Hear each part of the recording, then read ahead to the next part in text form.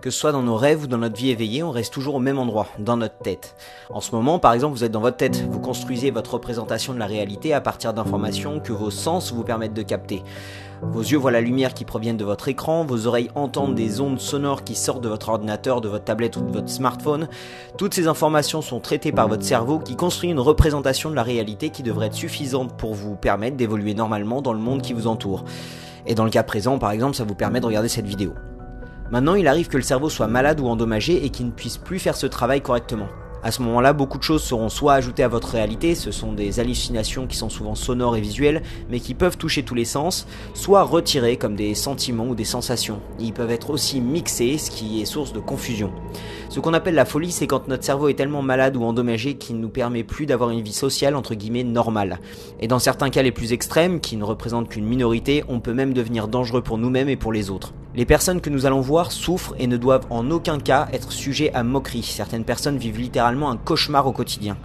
Je tiens à prévenir tous ceux qui regardent, et surtout les plus jeunes et les plus sensibles, ne regardez pas cet épisode. Il va être troublant et dérangeant sur beaucoup de points. Dans cet épisode, on va voir et même faire l'expérience de ce qu'est un esprit malade. Pour ceux qui pensent pouvoir prendre assez de recul pour pas être trop troublés par cette vidéo, on va maintenant regarder le top 5 des cas de folie les plus dérangeantes. Donc c'est votre dernière chance d'arrêter cette vidéo. Certaines personnes auront l'air possédées, certaines autres décrivent des épisodes psychotiques alors qu'elles leur arrivent. Toutes ces histoires et témoignages sont vrais et peuvent potentiellement avoir des conséquences néfastes sur vous. Donc vous êtes prévenus. Avant même de rentrer dans ce top, nous allons voir une simulation d'une crise schizophrénique paranoïaque.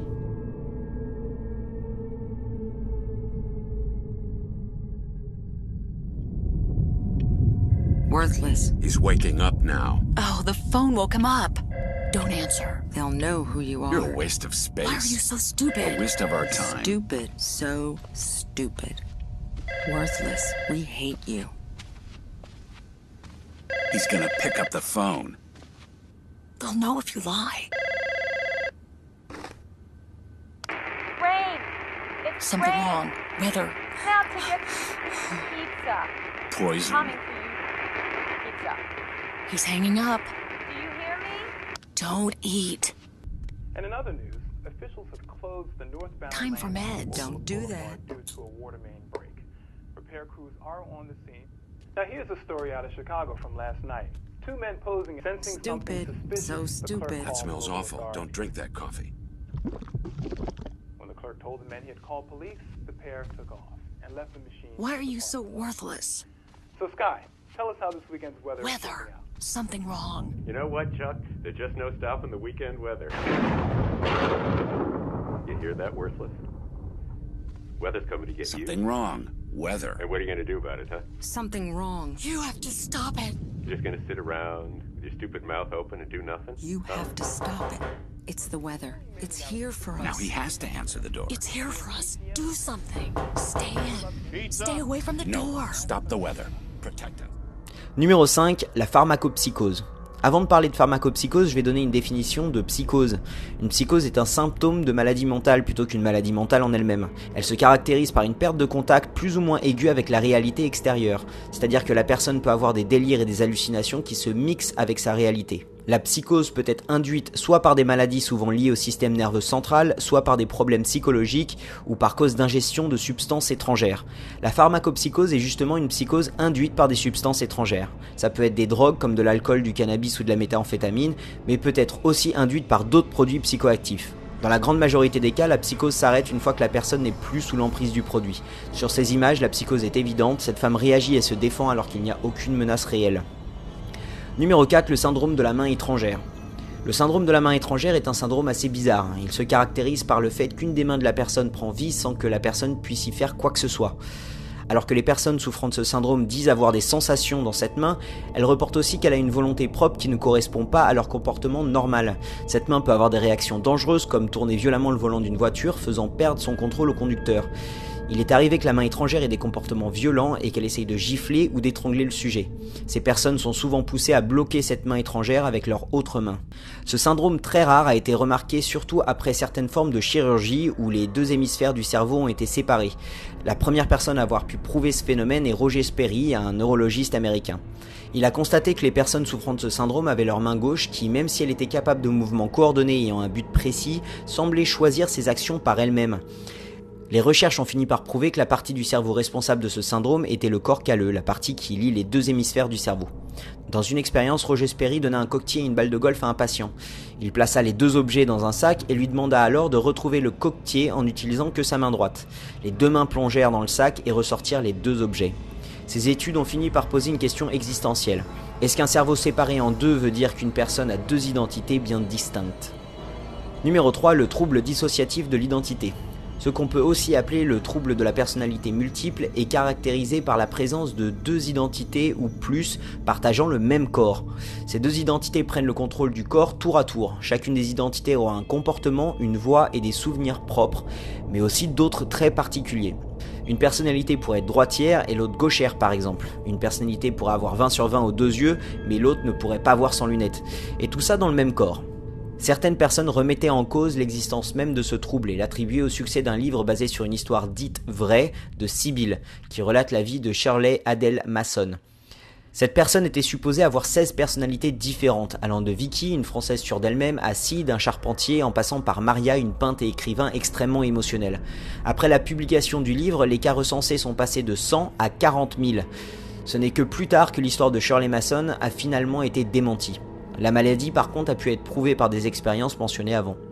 Alors que les causes de cette maladie restent incertaines, certaines théories attribuent ce trouble à une façon de réagir à un stress intense. Un gros pourcentage de personnes souffrant de troubles de la personnalité multiple reportent avoir eu un traumatisme sexuel et violent pendant leur enfance. I can hear a little voice in my head. Okay. Mr. William. Oh no. Mr. William. Il faut cependant vraiment faire la distinction entre ces dédoublements de la personnalité et la schizophrénie, qui contrairement aux croyances populaires ne sont pas la même chose.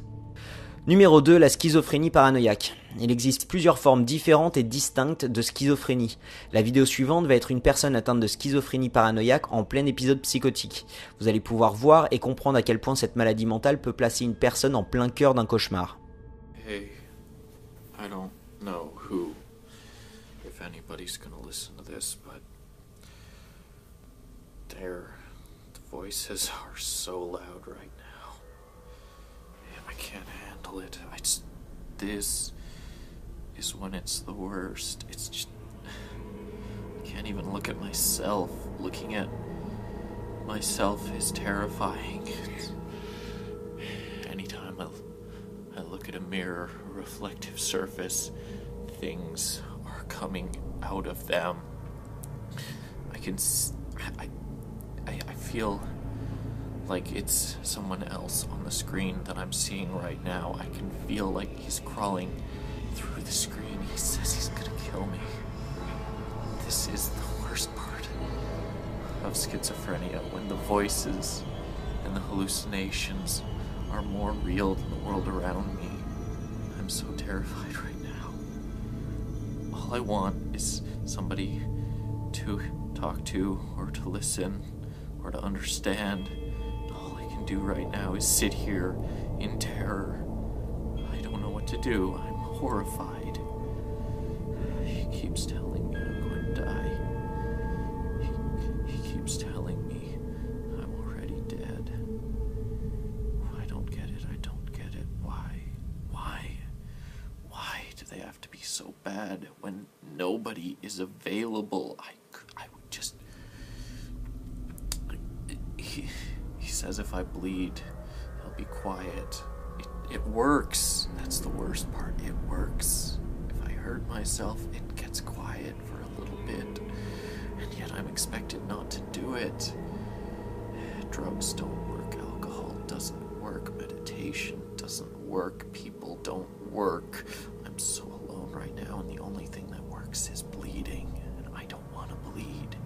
It's bad. It's wrong, but it helps. Christ, does it help?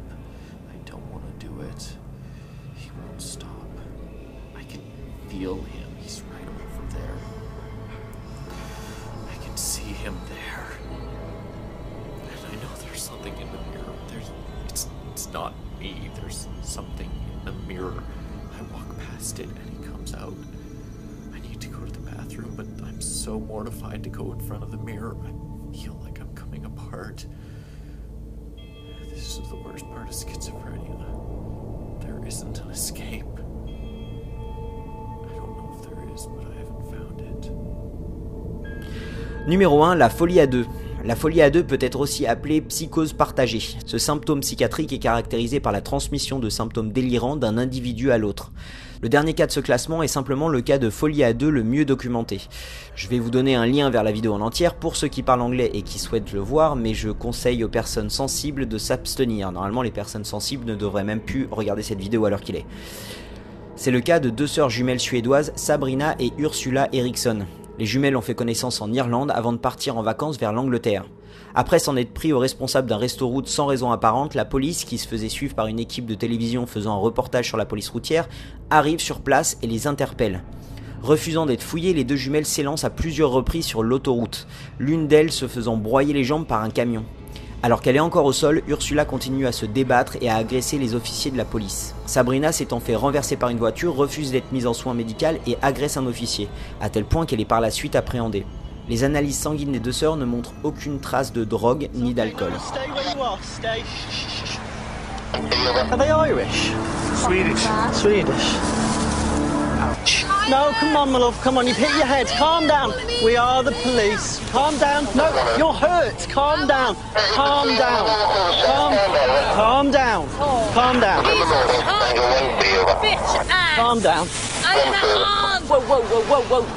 It's okay, my love. It's all right. Après avoir été libérée par la police à Stoke-on-Trent, Sabrina est hébergée par un habitant local qu'elle assassinera sans raison apparente. Elle sera arrêtée après avoir sauté d'un pont et plaidera coupable pour homicide involontaire avec responsabilité atténuée. Elle écope de 5 ans d'emprisonnement et sera libérée sur parole en 2011. Alors j'espère que cette vidéo vous a plu, que ça n'a pas été trop hard pour vous. Écoutez, j'aimerais vraiment remercier les 11 personnes qui ont décidé de me tiper cette semaine, et spécialement Jordan et Jérémy qui m'ont vraiment fait des dons généreux, je vous remercie. Donc encore une fois, rien n'est obligé, si vous voulez le faire, vous avez un lien dans la description. Vous pouvez aussi m'aider en partageant simplement cette vidéo sur YouTube par exemple, ou alors juste en mettant un petit like. Si vous n'avez pas aimé, vous pouvez mettre un petit dislike par contre, c'est pas grave.